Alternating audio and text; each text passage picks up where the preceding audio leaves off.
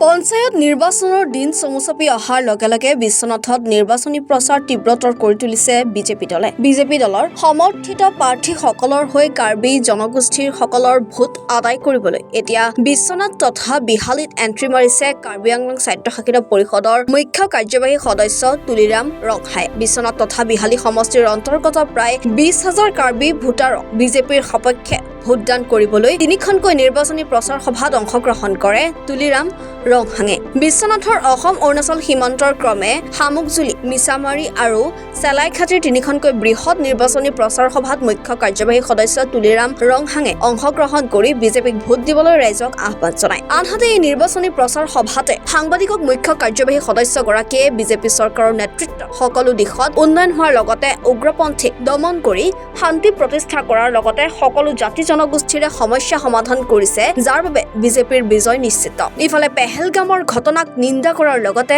বিধায়ক আমিনুল ইছলামক গ্ৰেপ্তাৰ কৰাৰ বাবে ভাল পাইছো বুলিও উল্লেখ কৰে মুখ্য কাৰ্যবাহী সদস্যগৰাকীয়ে। নিৰ্বাচনী প্ৰচাৰ সভাত মুখ্য কাৰ্যবাহী সদস্যগৰাকীক সংগ দিয়ে ডিফুৰ বিধায়ক বিদ্যা সিং ইংলেং, হাওৰাঘাট সমষ্টিৰ বিধায়ক দৰসিং ৰংহাং আৰু বিশ্বনাথৰ বিধায়ক প্ৰমোদ বৰঠাকুৰে।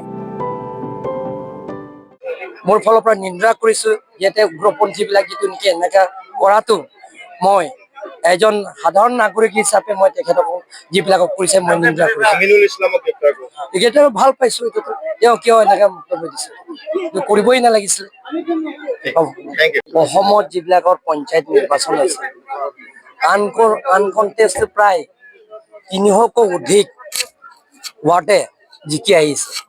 গতিকে ইয়াতে আপোনালোকে জানে যে 4জন ৱাৰ্ড মেম্বাৰতে অলৰেডি আনকনটেষ্ট হৈ জিকি আহিলে। গতিকে 3জন আছে, ইয়াত প্ৰতিনিধিত্ব আছে। সেই 3জনেও ইয়াতে 100% জিকিব আপোনালোকে জানে। ৰেণুকা তেৰাংপি আৰু লগতে আমাৰ কবিতা টিচপি আৰু আলিচা ৰংপিপি, সেই 3জনেও যিটো জিকিব, ইয়াৰ মানুহে ৰাইজে ওলাই আহিছে, আপোনালোকে দেখা পাইছে।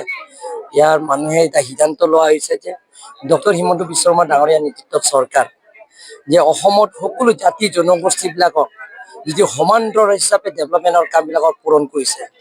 সকলো জাতি জনগোষ্ঠীবিলাকৰ যিবিলাকৰ ৰাজনীতিক সমস্যাৰ পৰা আৰম্ভ কৰি বেলেগ বেলেগৰ সমস্যা আছে, সেই গোটেইখিনি সমস্যাবিলাকক পূৰণ কৰাৰ স্বাৰ্থত, লগতে নিবনুৱা সমস্যাবিলাকে যিটো পূৰণ কৰাৰ স্বাৰ্থত ৰাইজে দেখা পাইছে ডক্টৰ হিমন্ত বিশ্ব শৰ্মাই অলৰেডি 1.5 লাখ চাকৰি দিছে আৰু সকলো জাতি জনগোষ্ঠীত মানুহবিলাকে যুৱক-যুৱতীলৈ চাকৰি পাইছে।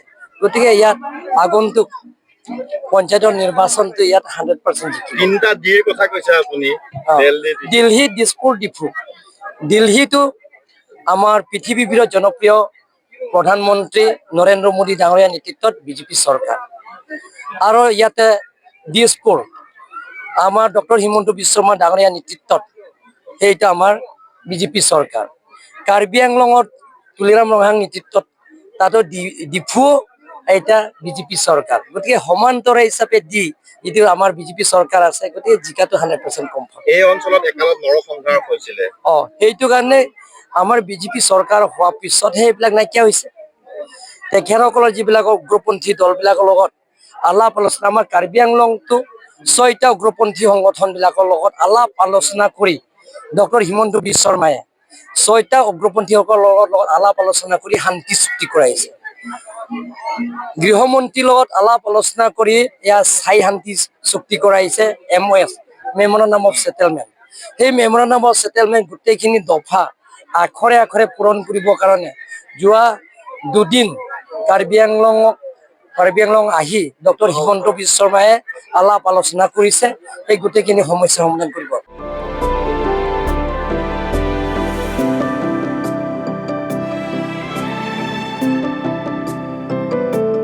বিশ্বনাথৰ পৰা জাহাংগীৰ হুছেইনৰ ৰিপৰ্ট, এনি ভাৰত 24।